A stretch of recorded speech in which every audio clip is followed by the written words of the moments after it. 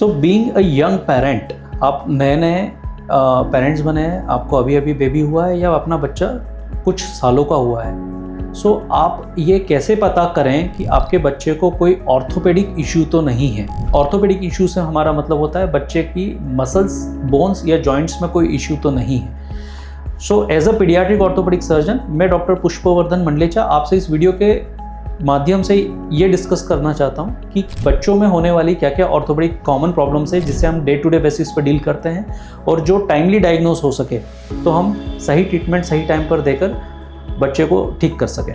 सो paediatric orthopaedic conditions जो हम deal करते हैं उसमें कॉमन इश्यूज आपको देखने होते हैं कि बच्चे को जन्म से कोई डिफॉर्मिटी या कोई missing part of the body तो नहीं है। ये common problem immediately after birth notice की जाती है। कई बार आपके पीडियाट्रिशियन जो बच्चे को अटेंड कर रहे हैं वही डायग्नोस कर लेंगे।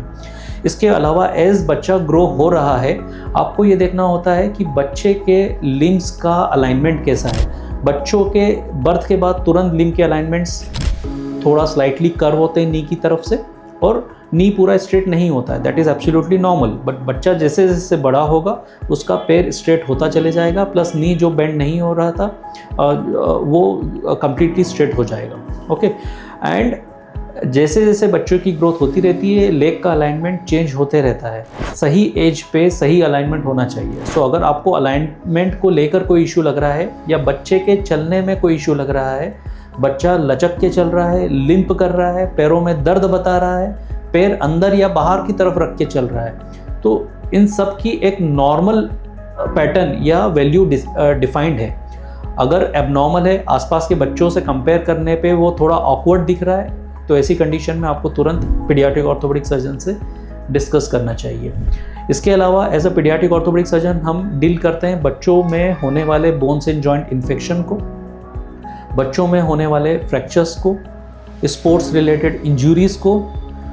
काफ़ी सारी कंडीशंस ऐसी होती है जिसमें बच्चे के डेवलपमेंटल के साथ कुछ प्रॉब्लम इनिशिएट होती है, जैसे नॉकनी बोलेक्स, हिप जॉइंट की प्रॉब्लम्स होती हैं जो डेवलपमेंट के साथ स्टार्ट होती है।